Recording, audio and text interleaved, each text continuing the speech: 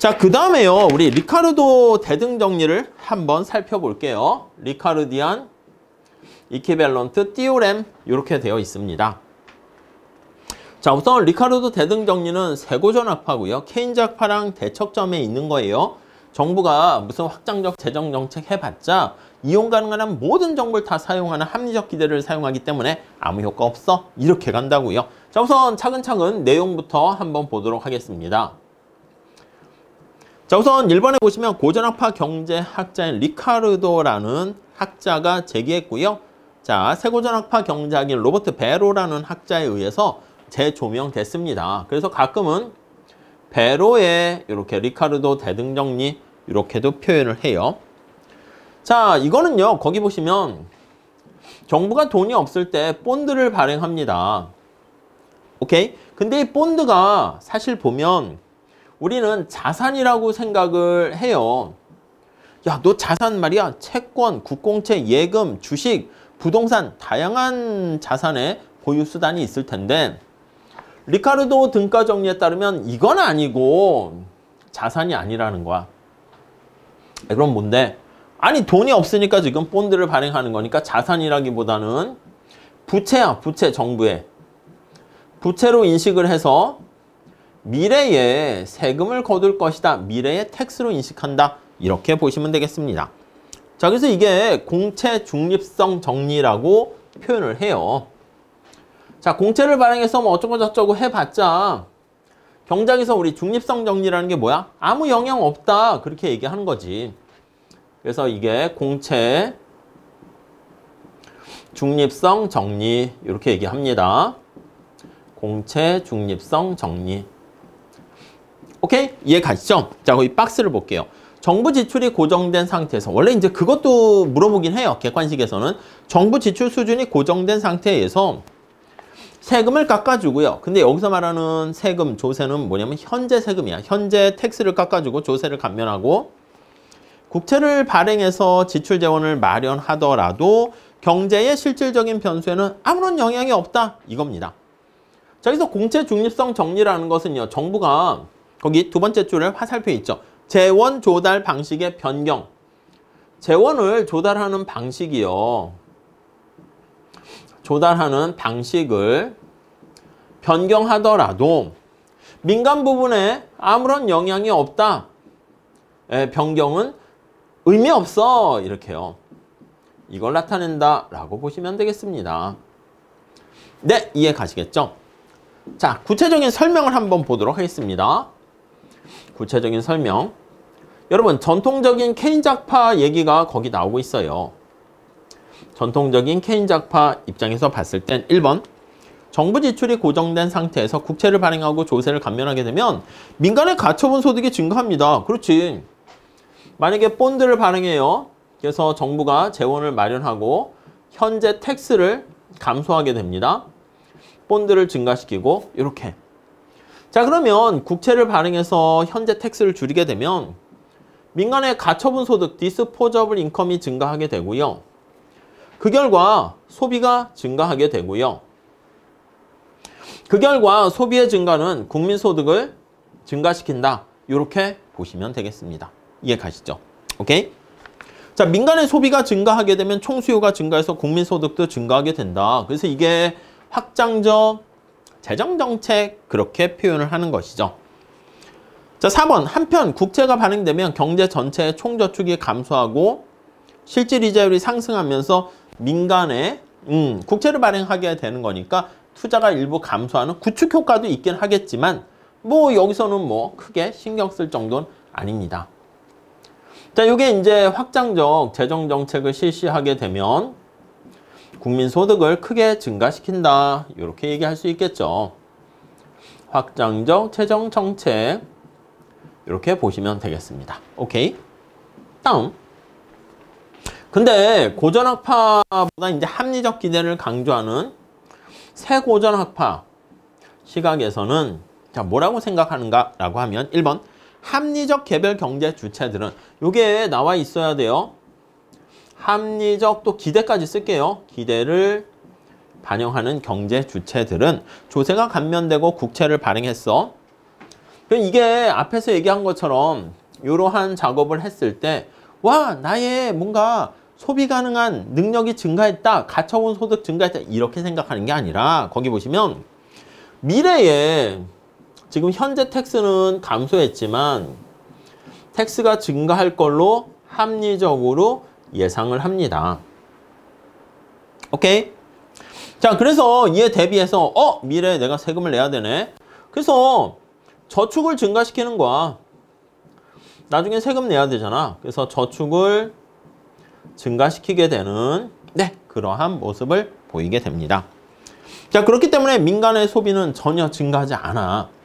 자, 여기 보시면 가처분 소득이 증가해서 민간의 소비가 증가한다 이렇게 했는데 민간의 소비는 증가하지 않습니다. 민간의 소비가 증가하지 않고 그러면 국민소득도 변화가 없겠죠. 이해 가시죠? 자, 3번 리카르도 대등 정리는 항상소득 가설, 생애주기 가설과 같은, 여러분 여기 합리적 기대를 하는 미래전망적인 소비 함수를 전제로 깔고 있는 거야. 사람들이 똑똑해서요. 이렇게 저축을 증가시키죠. 미래를 생각하는 거야. 그래서 forward looking이라는 표현을 씁니다. 그래서 미래 전망적인 항상소득 가설이나 생애주기 가설이나 소비 이론을 전제로 깔고 얘기를 진행시킨다, 부합한다 이렇게 보시면 되겠습니다. 자, 다음. 자, 이거를 우리가 그래프로 설명을 하고 있는데 그래프보다 우리는 시험 문제를 위해서는요, 먼저 시사점 먼저 한번 볼게요. 아니, 그래서 이렇게 돼 있기 때문에 시사점은 도대체 뭔데? 시사점 한번 체크해 봅니다.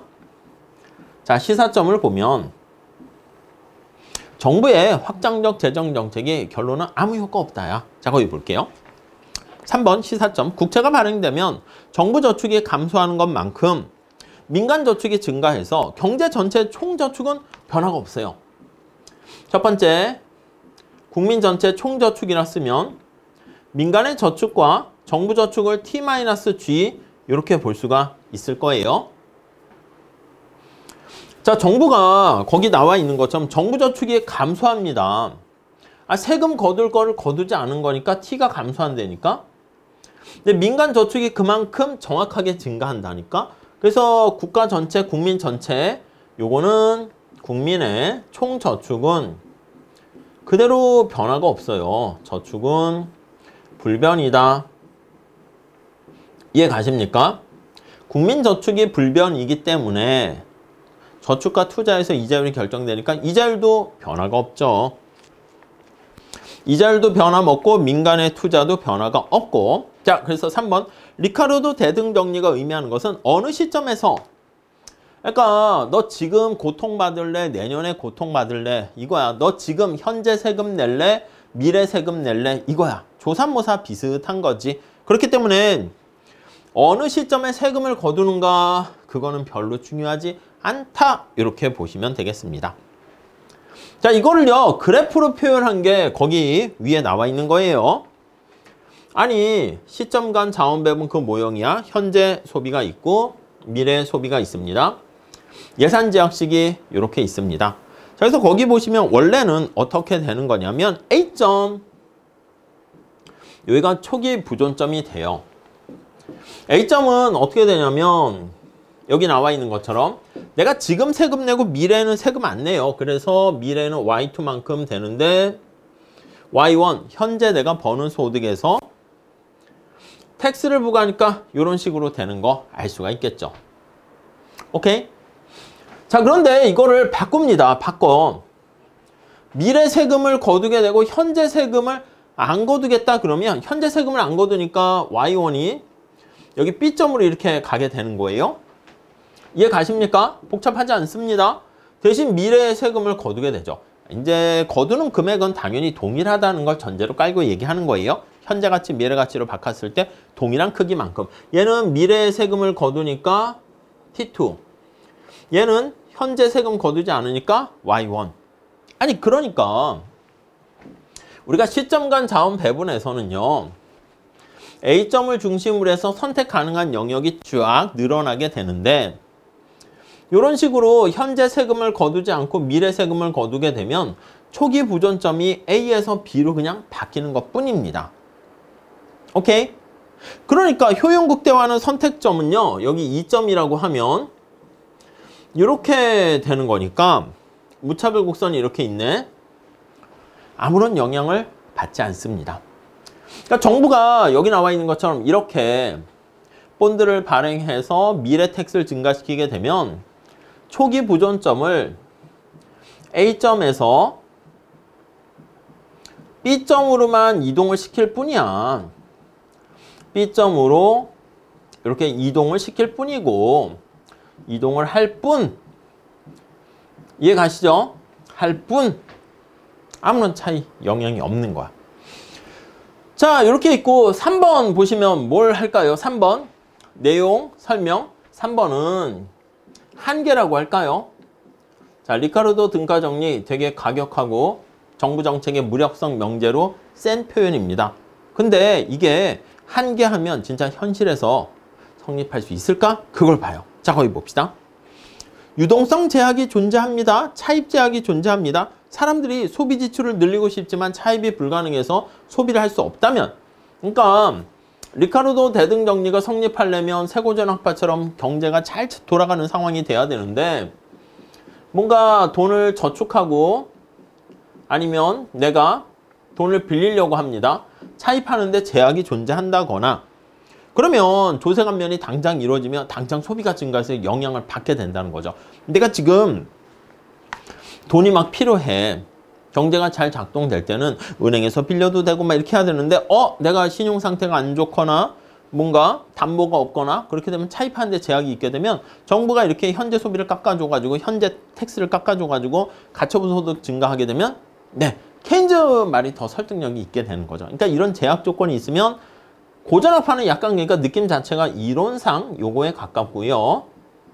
케인즈 학파의 얘기는 언제나 뭐에 가깝다? 현실상 요게 가까워. 그래서 케인즈 학파가 좀 더 설득력이 있죠. 또 하나는 사람들이 여기 보시면 합리적 기대를 한다고 했는데 멀리까지 잘 내다보지 않습니다. 그래서 근시안적, 마이오피아라는 표현을 쓰는데 근시안적으로 사고를 한다면 멀리까지 내다보지 않고요. 조삼모사 같이 생각하는 거지. 당장이 중요한 거야. 국채가 발행돼도 미래 조세 증가를 인식하지 못할 가능성이 있게 됩니다. 그래서 현재 소비가 바로 증가할 수 있겠죠. 자, 그리고 경제활동 인구가 이렇게 꾸준히 거기 보시면 증가율이 인구라고 해도 됩니다. 그래서 인구가 다 일을 한다고 보시면 경제활동 인구의 증가율이 계속 유지가 되어야 하는데 빵이 돼야 돼. 그러니까 내가 만약에 100명의 사람이 있으면 계속 100명이 유지돼야 되는데 갑자기 증가하거나 감소하거나 이렇게 되면은 그렇죠. 그렇게 되면은 리카르도 등가 정리가 성립하지 않을 수 있다. 그 정도 정리하시면 될 것 같습니다. 자, 이렇게 정리하시고요.